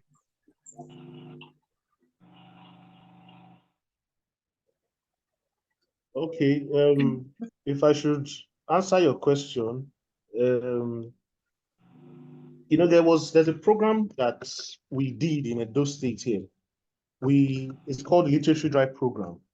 We went into primary schools, teaching the kids about the importance and the concept of the SDGs. So you can imagine us now teaching kids in primary 4, 5, and 6 about the SDGs. It will not be so difficult for them for them when they are older, so to really keep to make the SDGs a part of them, or for them to be interested in it. So we really have to get them young, start from primary schools, secondary schools, whatever it is. We really have to start from as low as possible. So when they are a little bit older in university or thereabout, they will pick up the interest in the SDGs. If they don't know about it from when they are young, there's nothing we can do about it. So it's called the Literacy Drive Program.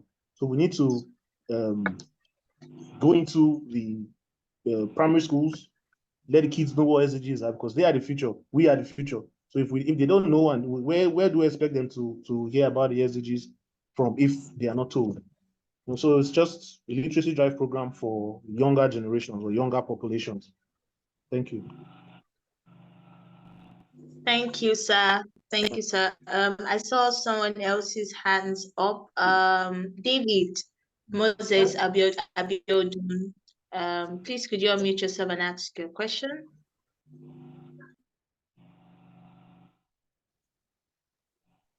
David Moses Abiodun, are you with us? Yeah, it's a good evening, ma. Okay, please shoot. A good evening, ma. We really appreciate the organizers of this program, particularly the last speaker. We really appreciate your contribution, particularly on the aspect of the potential available in Africa, but towards attaining the Sustainable Development Goal. Sir, I actually have two questions for you. The first question revolves around how to partner and get the information to those people that are still on the rural area, particularly that don't have access to such platform like this. Can you help us to elaborate on how we can reach out to them? And secondly, how can we reach out to you as a department, as a special advisor to the governor, as a group? We have a group here in Edo State, particularly as a core member, serving in Oredo local government. We are ready. We have a lot of templates on ground. We have a lot of plans towards attaining Sustainable Development Goal as a Sustainable Development CDS group. Well, how do we reach out to you to table down our plans and how we can reach out towards partnership or partnering with you towards attaining these particular goals, towards making the Africa and the global world be a peaceful place for everybody to dwell? Thank you so much, sir.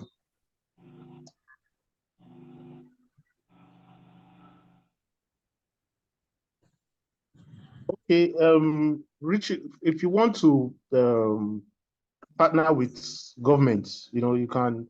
There's an SDG office in Edo State. It's called the SDG Project Support Unit. You can reach out to me after this meeting. Maybe share a private message with me now on the chat, and then I can send you my number. You can reach out to me after the meeting. But there's an SDG office in Edo State, or you also reach out through the Education Ministry. So that's it. And then you said you spoke about assessing the rural communities. I'm sure Nigeria has a system where we have youth corpers in those rural communities. I'm sure Nigeria has that system that NYC core members in rural communities. And NYC also has what you call maybe a CDS group that is SDG CDS group NYC. So it's not really difficult to reach the rural communities and to spread the word or to take SDG out there to rural communities. It's not so difficult. Even in our office, we have local government DEX officers in each of the local governments. So I'm sure from local governments we can scale it down to ward, community, this and that. So if we're ready to work, it's easy to create a system that will reach the rural communities if everyone is ready to work. Okay, sir. Thank you so much. So, thank you for answering that. Then I will just take one last question from the group chat. So this is from Queensley Ojo. He says, what can we do to be part of the SDGs as individuals? So it's for you, Mrs. Samuel. If you could just quickly address that, and we could wrap up this session. Thank you. Yeah, for you to be part of the SDGs as individuals, just pick a goal, work on it, educate yourself about a goal, pick a goal, and I'm sure you pick a goal, educate yourself, and it's you will do well. And look for platforms like this to join. Right? Can I say something about this question? Yeah. Okay. Yeah. So it's as Mr. Samuel said, you can pick a goal. For instance, I didn't know anything about sustainable development goals till 2018 when I started volunteering for organizations in Ghana, then move on to people, conferences and webinars and then I meet one man who enlightened me more on sustainable development goals about this man I think he's on LinkedIn, Dr. Richard Muna, and I think he's a Ugandan. He's always space about innovating volunteerism. You need to innovate and you volunteer on the project that you want to do. So this is what I have been doing throughout from 2018 to 2024 now. And you need to also partner with people to learn more about it. And that is where you can channel your ideas or your innovative or what you want to do. And then you need to also raise awareness in your community about the importance of the goal that you want to dwell on. You can pick one. You can also, as someone said, educate more on the 17 goal. But if you do on the 17 goal, I think it will be a lot of task for you. So you can pick one. For me, I love the goal 12, where responsible consumption. So I have to be responsible in the ways that I'm consuming or producing. What can I do with the waste? Find something to do. Then whilst you are doing it, you will be meeting people, you talk to them, you share your ideas on how they also can join up or tune up with you or dance to the tune that you are singing. So the question, who asked the guy who asked the question, try something.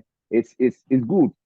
Let us all come on board and then do good with this SDGs. And it is very, very, it's like the first question made something about those who are participating in this webinar are much more adults. We don't have much younger generation. And he also said that it's about money. Yes. Even if you want somebody to volunteer for your organization, the first question the person will ask, how much or how am I going to get from the volunteering? And they always seem to forget that volunteering doesn't pay, but it pays with experience. Because you never get experience. And you need to get experience once you volunteer before you can get the opportunity to work for somebody. So this is the small that I can give to those who are asking questions about how they can do. And UN has a lot of channels that you can join. UN SDG Action Campaign. You can also Google, Google and you surf on internet, you get a lot of opportunities that will enlighten you about the Sustainable Development Goals. That is where I come to know really, I don't know him personally, but on LinkedIn and other social media platforms, you could see that, well, I'm doing something that is better. So let us team up and then educate the young ones. Thank you very much. Thank you so much, Ambassador Ambassador Gilbert, for lending your voice to that question. Thank you, sir. I see that we have a lot of questions and we're out of time. So let's take one more. Please, I will encourage you to drop your questions in the chat. We do have a community, a WhatsApp community. Of course, we are going to address all of your questions. So if you could drop them in the chat box, it'll be easier to lift it from there to the community, and then we can address it. We do not want to shoot past the time that we have set. So in light of that, Rod Shelley, I think you've had your hand raised for a bit. Let's just take your question quickly before we wrap up. So the first. Thank you very much. Hello, can you hear me? Hi. Yes, we can hear you. We can. Thank you very much. Let me first of all start by appreciating the organizer of this program and appreciating all the speakers. It has been very, very enlightening. I just want to add a little to what has been said, and like somebody asking how to join. I'm from Nigerian Institute for Oceanography and Marine Research. I've just sent an invitation on the platform for those who are in Lagos. We are already key into SDG 14, live underwater. My institute monitor Nigerian coastal water far and near, and we are having a beach cleanup in connection with SDG 14. So you can just go over the invitation. Those who are in Lagos, especially around VI, you can join us. If you cannot make tomorrow beach cleanup, you can as well come on Tuesday instead of Ocean Day. Just go through the invitation and you can see how you can key in into SDG. Thank you very much. Thank you, thank you, thank you. Thank you, Rod. So my people in Lagos, right? I believe I got that right. Is Lagos, yes? Yes, Lagos. Okay, so my Yeah, people in Lagos, yes, there is an SDG 14, right? I'm confirming. Yes. Hello, Rod, are you with me? Yeah, I'm listening. Yeah, I'm with you. Okay. So it's SDG 14, yes? Yes. Okay, so my people in Lagos, yes, we yes, have yes. an SDG community. Yes. We have an SDG community. So please connect with Rod and let's get to doing this collectively. We cannot leave anyone behind. So I'm sorry, guys, that's the much questions that we could take right now on the call, but please drop your questions in the chat. My teammates are in that chat. They would lift those questions to the community and then we'll get to talk about it more. Thank you so much to our speakers, Esther Babatunde, Ambassador Gilbert, Sir Samuel. Thank you so much for coming on this first edition of NPP Connect and sharing so much value. I'm sure everyone here is pumped and ready to go and do more, educate and execute all that we have heard. I also want to we also want to say thank you to our partners, Elixir Group, Jones Foundation, SGDN.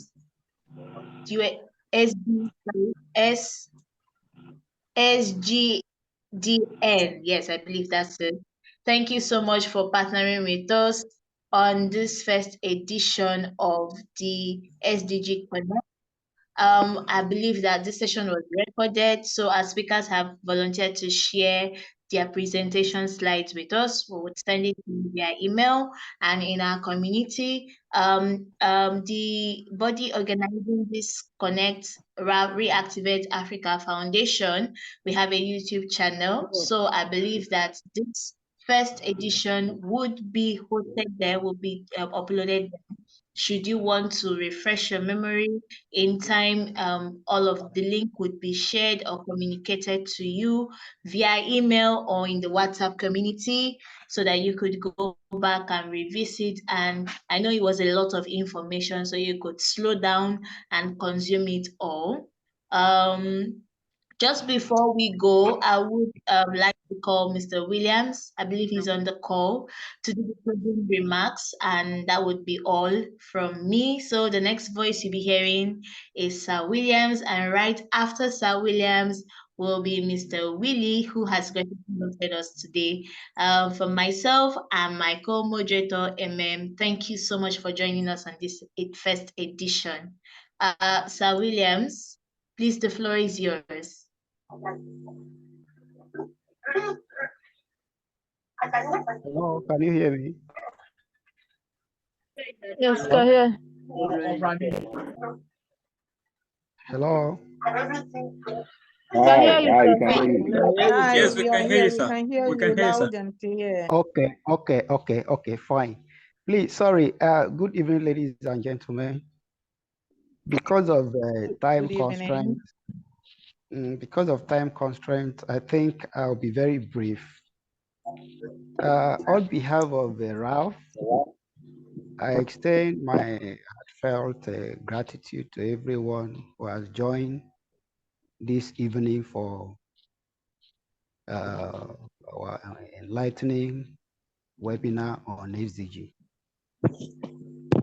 Our speakers shared insights, expertise, passion, shedding light on the importance of SDG framework in shaping a sustainable future for Africa. Your dedication to this cause is truly inspiring. I also want to express our appreciation to the approximately 60 participants actively engaged in the discussion, asking thought-provoking questions, and contributing to the enriching dialogue. Your commitment to understanding and implementing the SDG framework in the African context is crucial for driving positive change and fostering SDG in the region. Let us carry this momentum through tonight's discussion further and forward as we continue to work together towards achieving SDG and creating a better world for all. Thank you once again for your participation and enthusiasm. Together we can make a difference. Once again, thank you for your time and God bless you. Sorry for coming very late. Thank you. Trying also to put everything together in less than 1 minute. I don't want to really say much, but thank you so much for participating and being part of this program. We look forward to partnership in subsequent edition. Thank you so much. I'm grateful. I am Josh W. Kennedy. Thank you, sir. Thank you, Sir Kennedy. Mr. Willie,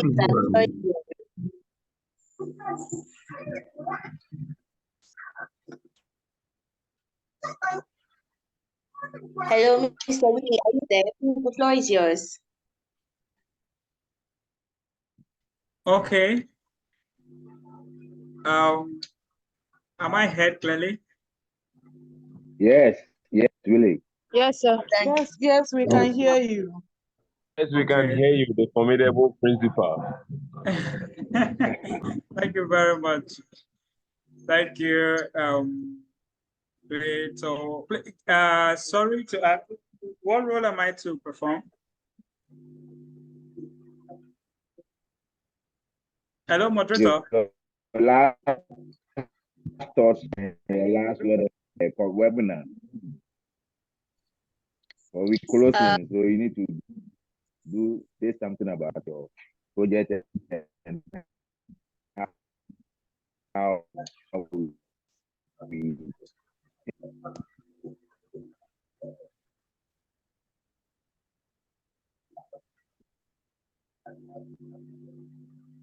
Hello. Sir Gilbert, I'm sorry, sir, we didn't hear you. Please, what did you say? So he's still playing at the moment as that. But and I was telling him that you said his final thoughts on the webinar and his final words. Cheesy. Come and remove the tomatoes and put it in the plate. So glad that I shared. Yeah. So. an announcement, and of course, we should do a.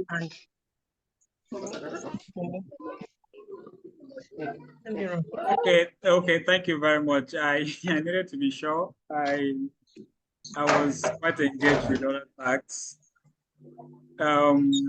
So thank you. I just want to add to the gratitude that Mr. Kennedy has shared. Thanks to everyone. Thanks for finding out time to join this all-important webinar. This is to announce our next edition. Our next edition of the webinar will happen on the 5th of July. Information will be circulated. We have a WhatsApp channel where all the participants are there. We are going to engage closely with all the participants and make sure that the information is shared across. For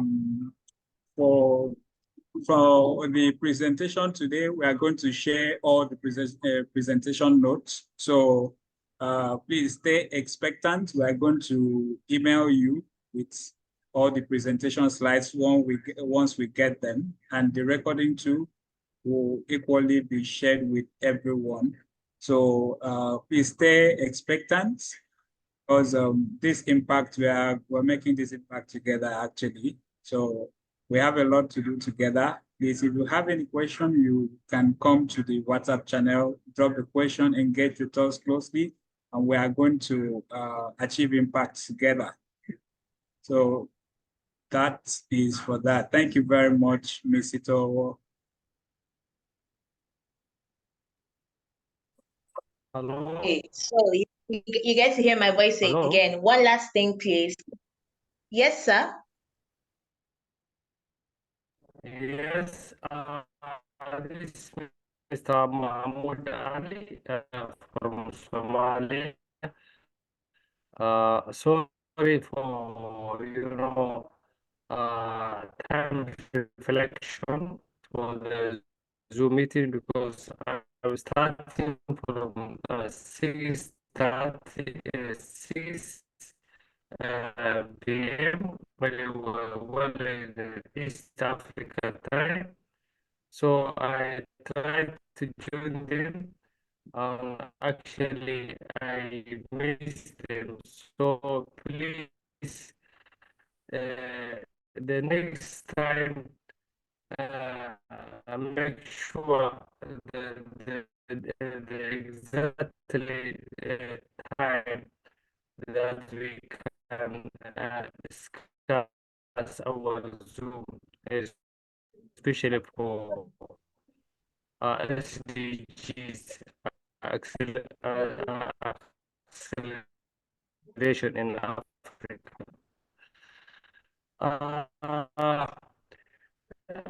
Before you closing,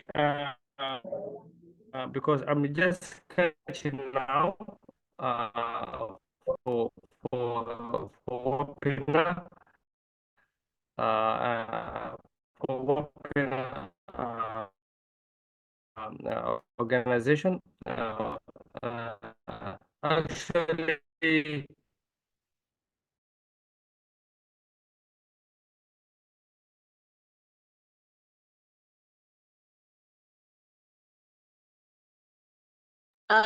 Mr. Mohammed, I'm not sure we heard you clearly, but I believe you said we should reconsider the time of the event so that it's favorable to persons joining from other time zones. If that is what I heard, we would consider that.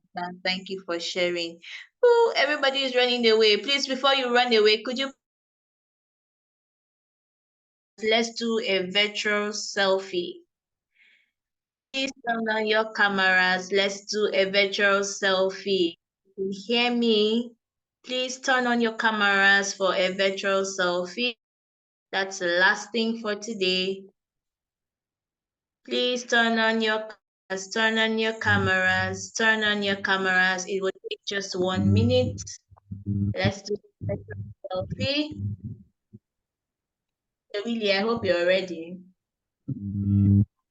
Please turn on. Thank you so much for indulging us. Thank you for putting on your cameras. Do the needful.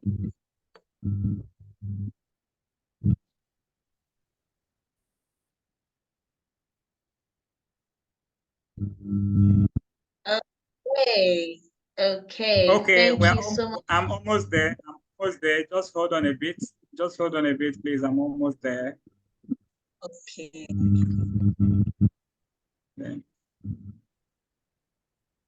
Please smile and look pretty. You just might see yourself on LinkedIn. Okay, thanks. Okay, thank you so much, ladies and gentlemen. See you on the 5th of July. Have a wonderful night rest. It's good night from me and from all of us Thank at you. Reactive. Thank you. Bye Good night. bye. Say Good cheese. night. Good night, our erudite moderator. You did so well. Good night. We are reactivated.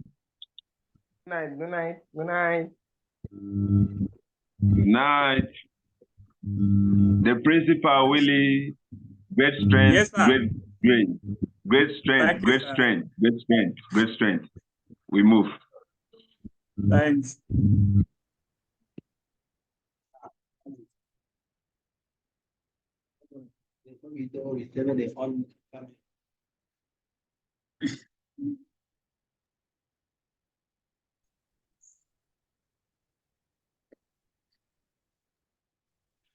Have a lovely Friday night.